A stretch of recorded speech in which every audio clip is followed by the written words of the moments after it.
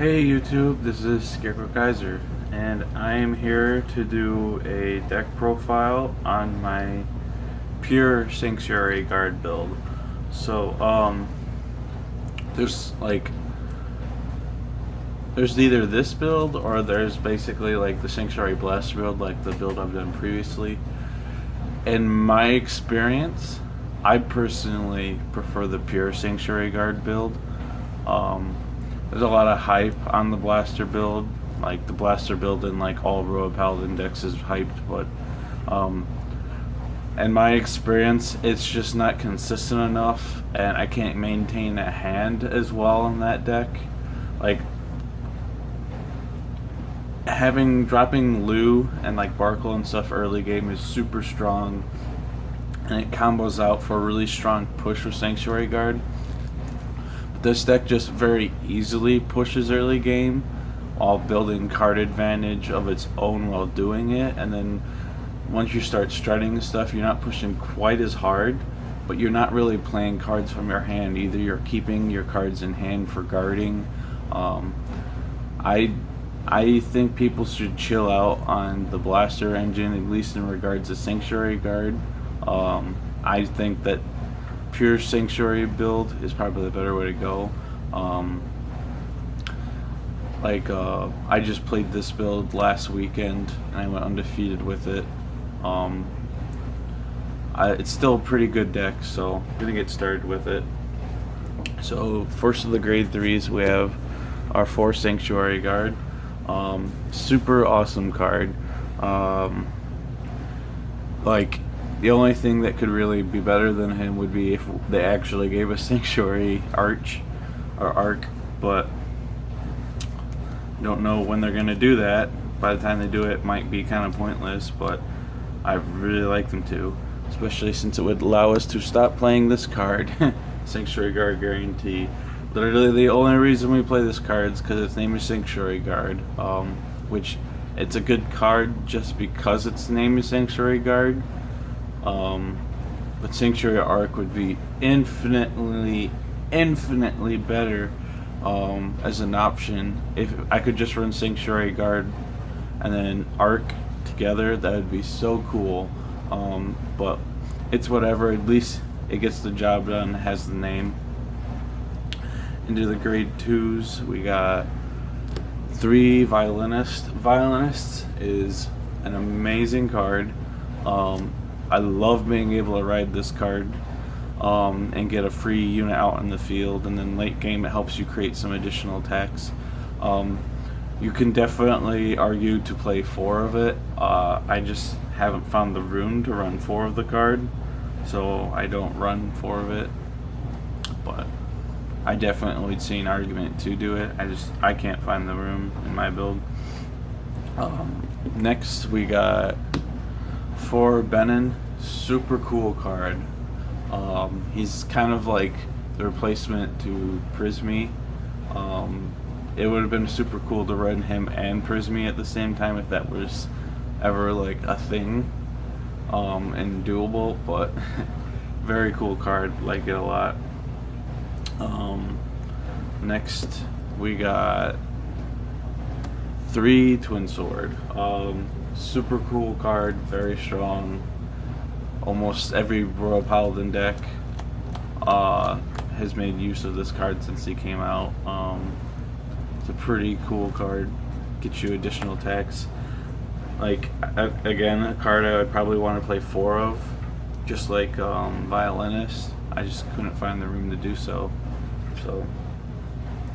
And then my last grade 2 spot, 2 Breed, my 12k attacker, or as I would like argue it in this deck, my 21k attacker, because typically the way this card is utilized is you get like your 3 boosters when you've strode into Regalia, and you attack with 1 rear guard column, then you attack with Swordbreaker, head Swordbreaker, call this guy out, and if there's 3 grade 1s, that's 9 on top of his 12, so he's a 21. So I view him as the deck's like 21 attacker.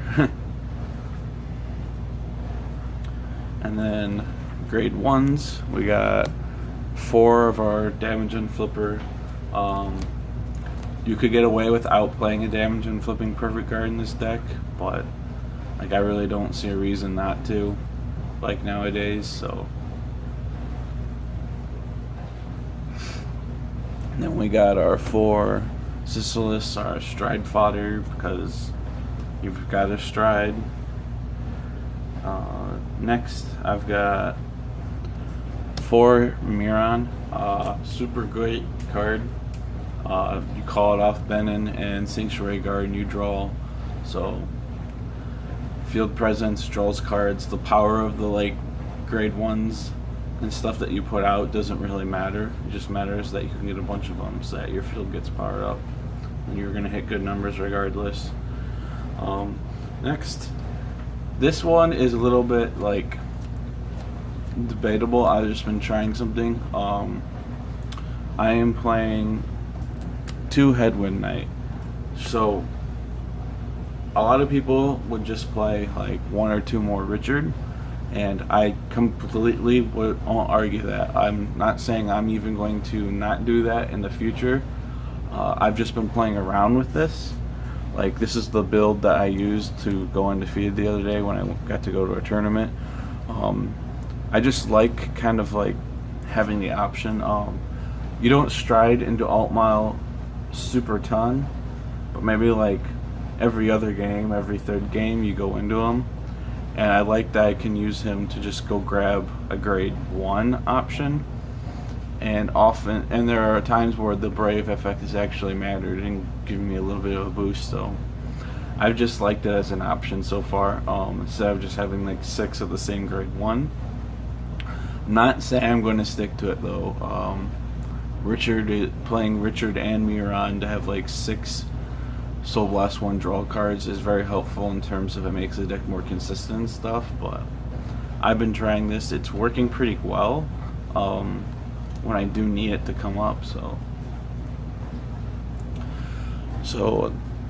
for the grade 0s now, now this is my starter. Some people might find this weird and not like it. Most people like to play I can't remember the starter, the one that where you move the soul, look for a grade 2. I can't remember his name, but you know what I'm talking about. I, however, have been using Ambrosius, and there's another guy from a booster pack who has the exact same skill as him. He's move to the soul, discard a card, and draw. Now that does not sound particularly good, I'm sure, but in this deck, does a lot of soul blasting, and it does quite a bit of counter blasting on top of that.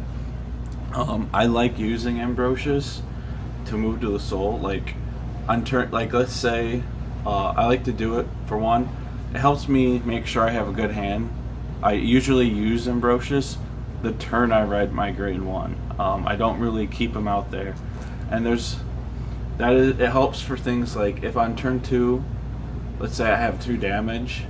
And I'm gonna ride Violinist. I can ride Violinist and call Benin, and then have Benin call Miran. So it helps like that, setting up soul, not counter blasting. There's some cool things about it too. Like if you go up against the Link Joker matchup, this can actually be helpful. Let's say that the Link Joker player is playing first. If you want to try the route of holding back instead of trying to rush early on, being able to get this card off the field before they get to grade 3 means that if they went first and they ride grade 3 and there's nothing out, they can't get anything locked. So that means you'll be able to go full power on them for your first stride of the game. So not a lot of decks have like starters that can just get out of the way and leave nothing out. So yeah, I personally have liked it so far. I can see like why you would wanna. You don't have to explain to me why other starters could be better. I've just liked doing this guy so far. For the trigger lineup, it's pretty simple. It is 12 crits. This deck has enough draw power from Mirans and stuff like that, so like and the cards that you call generate your card advantage by just filling up the board. So I don't feel like you need draws to generate any advantage like that. And so why not just go 12 crits? It's also a very aggressive deck. You might as well have very aggressive triggers. And then my last trigger is 4 heals.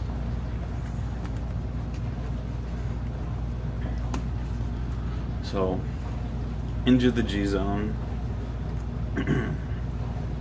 Guess I'll start with the G guards. Got 2 screws because big shield, it's generic, you can play it in anything. 2 laser guards, or 20k G guard, and 1 dismal for just in case we need it, depending on certain matchups and stuff. So that's it for that. Onto the G units. I got 1 Godblade. I don't use Godblade a lot. I really don't. But having him there is every now and then he just is like actually the perfect card for the situation. And I have the room in my G zone, I feel like, that I can afford it.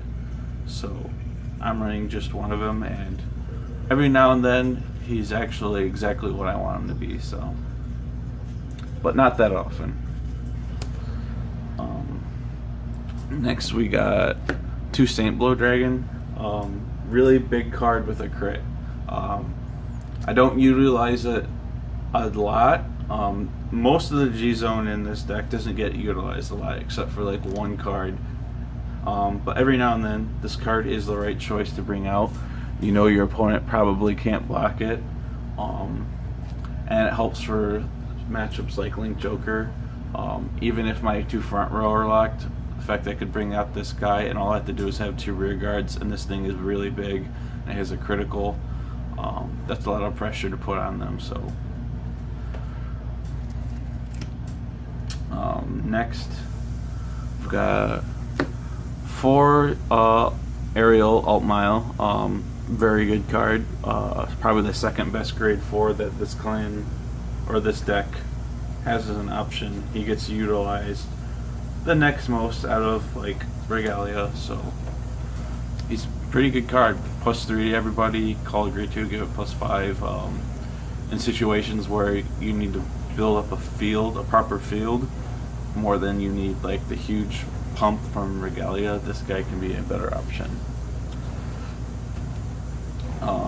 Next we've got 2 Regalia. Some people like to play 3. 4 would be insane to me. I can see where you might want to play 3. It almost never comes up where you need to go to 3. Sometimes it does. Usually you just need like 2 of this thing. But like, yeah, it's a pretty good card. I don't know what else to say about it. We all know how good this card is. This card has been very meta defining for like the last like year. And then my last 2 spots of my G zone go to Plaza. Any of you who watch my deck profiles know I put Plaza in a lot of decks, and I always give the same answer. This card is for fighting Link Joker. When I can't do anything else other than attack with my Vanguard, I might as well make that Vanguard very fucking big and hard to block. That's why I play this card. So that is it for this deck profile. Thank you guys for watching and stuff. If you have any questions on card choices or comments, please, I welcome you to comment me. Also, I would appreciate if you guys would check out the latest like game videos I've posted. I don't know what to call them. They're kind of like a match, like music video type thing. I don't know. It's a match that I've spent a lot of time editing and putting music and sound effects to. I would appreciate hearing from you guys what you think of them and stuff, because they're a lot of work to do, and I want to know if they're appreciated or tweaks I could do to make them better. Thank you guys for watching.